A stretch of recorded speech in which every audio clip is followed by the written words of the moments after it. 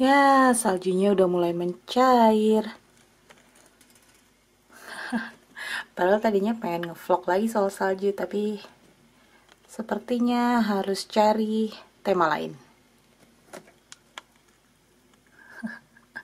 Udah mulai mencair semua tuh.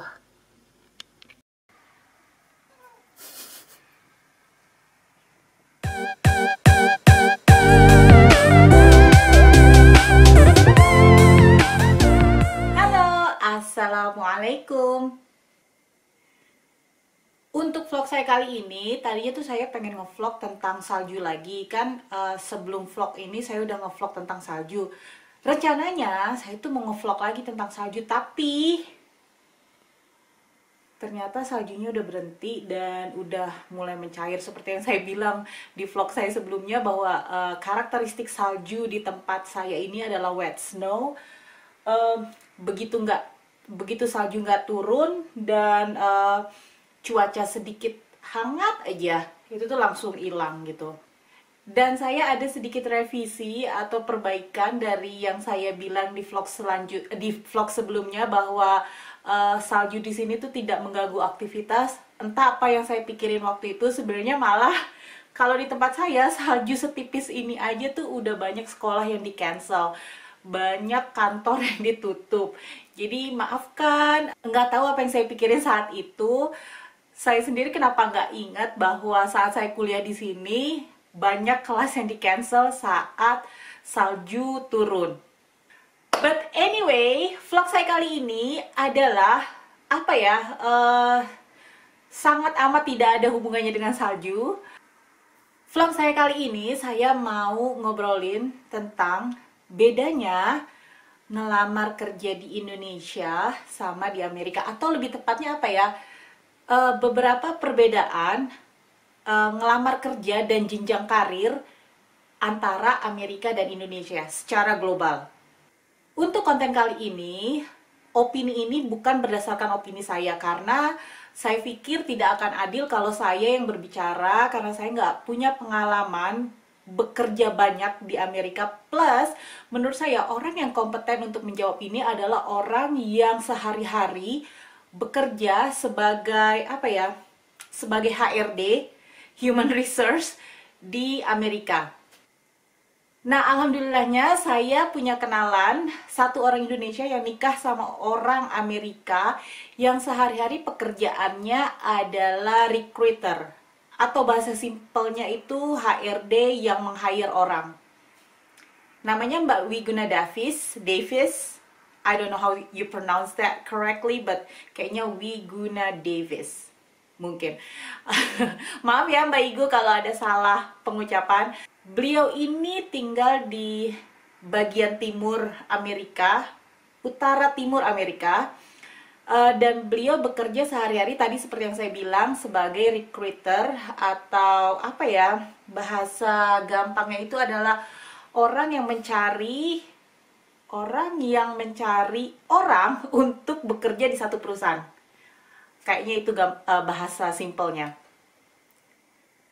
Nah, saya udah ngajuin 5 pertanyaan sama beliau yang saya selalu pertanyakan dalam diri saya sendiri sih sebenarnya pas saya pindah ke sini dan mulai bekerja di sini.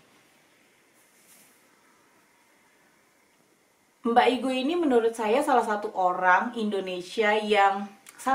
imigran Indonesia yang boleh dijadikan panutan atau contoh untuk imigran-imigran perempuan seperti saya dan siapapun di sana yang ingin bekerja atau ingin berkarir di Amerika, karena progresnya beliau tuh bekerja dari bawah banget dan bukan dari recruiter. Beliau bekerja dari bawah dan sekarang ya udah kayak sukses gitu di sini. Oke, mau tahu pertanyaan apa aja yang saya ajukan ke beliau? Ini dia.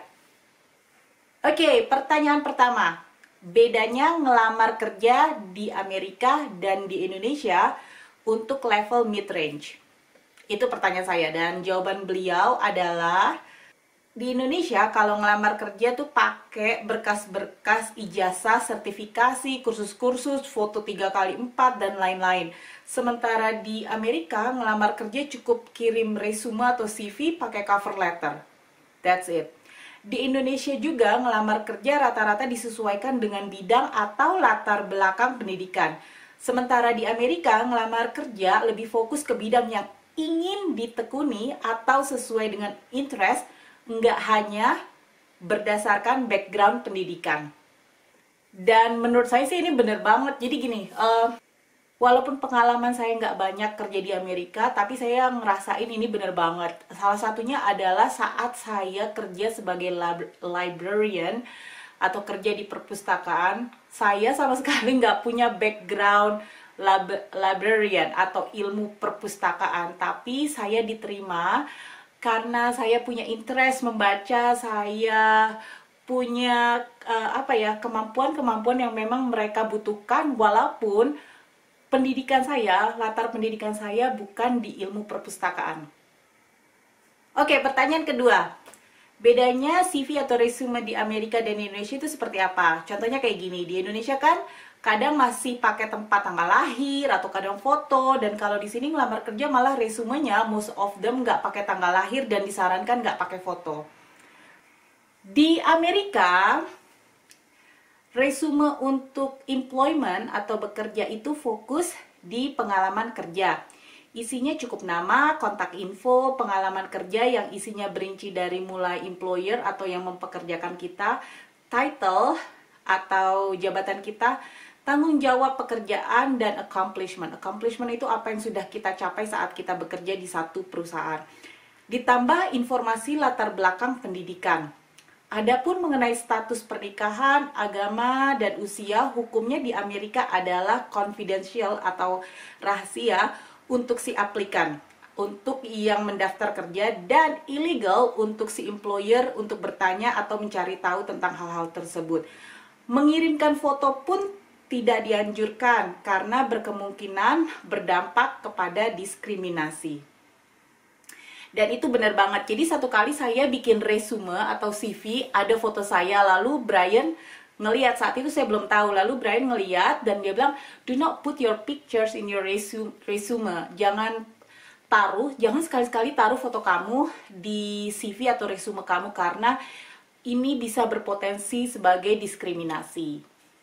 Lanjut ke pertanyaan ketiga, saya nanya jenjang karir di Amerika itu gimana? Dan Mbak Igo jawab, normalnya pengalaman kerja 0 sampai 3 tahun itu adalah entry level, 3 sampai 7 tahun itu adalah mid level, 7 sampai 10 tahun ke atas adalah senior level. Tergantung employers atau perusahaan juga. Kadang meskipun seseorang sudah punya pengalaman 10 tahun bekerja, tapi bisa jadi start di mid level, tergantung internal equity si perusahaan tersebut. Ada juga yang berdasarkan tenure, semakin lama kerja di perusahaan yang sama bisa jadi lebih senior dibanding seseorang yang baru masuk padahal pengalamannya sudah lebih. Oke, keempat, apakah background pendidikan harus? Di sini harusnya saya kasih huruf besar semua untuk apply satu pekerjaan. Dalam kasus ini adalah level entry to middle. Terus saya bilang ke dia, ini tuh saya mau angkat karena saya tahu di sini itu nggak melulu lihat background pendidikan, tapi juga pengalaman. Bahkan terbuka untuk yang ternyata nggak punya pengalaman dan background pendidikan dari satu pekerjaan. Tapi tetap ngebuka kemungkinan di hire ketika ngelihat resume, referensi, dan mungkin juga hanya cover letter. Oke, terus jawaban dia adalah, ini tergantung bidang pekerjaannya. Kalau pekerjaannya di general dan administrative support, pendidikan memang tidak penting. Walaupun kebanyakan perusahaan akan memasukkan degree required atau degree required itu apa ya? Degree required? Pendidikan, background pendidikan penting. Biasanya sih yang penting tamat high school atau GED. Apalagi kalau jelas-jelas pengalaman kerja di bidang tersebut sudah di atas 3 tahun. Nah, beda kalau bidangnya engineering, finance atau accounting dan bidang-bidang spesialisasi. Degree is a must atau background pendidikan itu sangat penting. Oke, dan pertanyaan terakhir yang kayaknya sering banget ditanyain sama kami-kami yang tinggal di Amerika sini. Kesempatan bekerja dan jenjang karir untuk imigran yang legal ya, garis bawah, di Amerika itu gimana? Lalu jawaban beliau, yang saya rasain, kita imigran justru punya benefits dari status kita sebagai minority atau minoritas. Karena kebanyakan employer di Amerika juga mengukur angka diversity atau diversity itu apa ya bahasa Indonesianya? Keberagaman. Oke, keberagaman dengan meng-hire orang-orang minoritas seperti kita. Having a positive attitude and willingness to learn would also help a lot.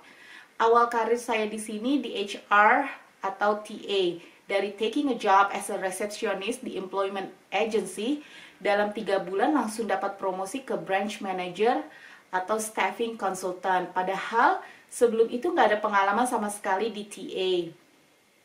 Intinya, menurut beliau di Amerika kebanyakan employers atau managers memang menilai kita dari kemampuan bekerja yang kita tunjukkan.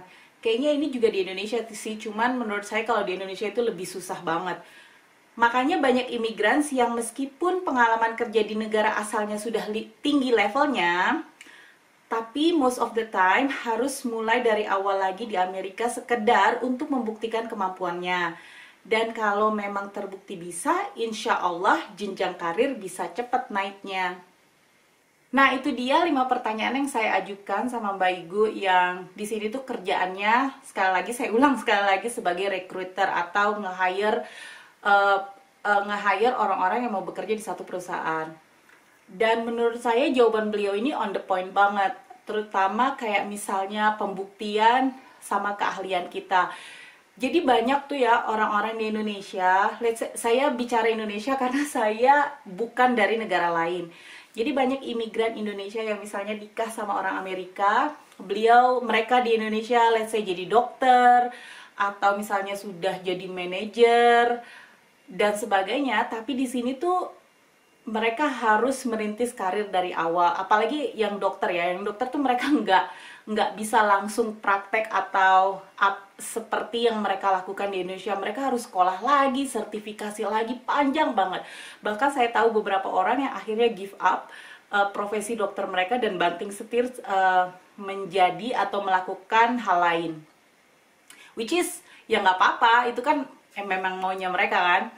Nah, berdasarkan sedikit pengalaman saya, karena saya sekali lagi nggak punya pengalaman banyak tentang kerja di Amerika, kunci dari kerja di Amerika itu adalah kerja keras dan mau beradaptasi, dan menurut saya selalu menjadi orang yang positif aja, jangan banyak ngeluh. Dan kalau kita bekerja keras di sini bener-bener kok dihargai banget, bener-bener dihargai banget. Saya ngerasain banget apresiasi satu perusahaan atau yang mempekerjakan saya kepada saya ketika saya memang bekerja keras. Oke, anyway, ini udah jam 5:17, udah maghrib ternyata. Kalau misalnya ada pertanyaan lagi tentang pekerjaan-pekerjaan di Amerika, silakan tanya kepada saya. Asal jangan bertanya tentang misalnya kalau ada lowongan kerja nggak di Amerika, saya juga mau dong kerja di Amerika, tolong dong Mbak bantu saya kerja di Amerika. Maaf banget, tapi saya nggak punya kemampuan atau kekuasaan untuk membantu orang-orang yang menginginkan kerja di Amerika. Dan untuk itu juga hati-hati kalau ada orang yang menawarkan atau menjamin bisa memberikan pekerjaan di Amerika, karena bekerja di Amerika secara legal itu nggak gampang. Mungkin insya Allah kita akan bahas next time gimana sih kalau mau menjadi pekerja legal di Amerika. Oke? Sekali lagi terima kasih dan assalamualaikum.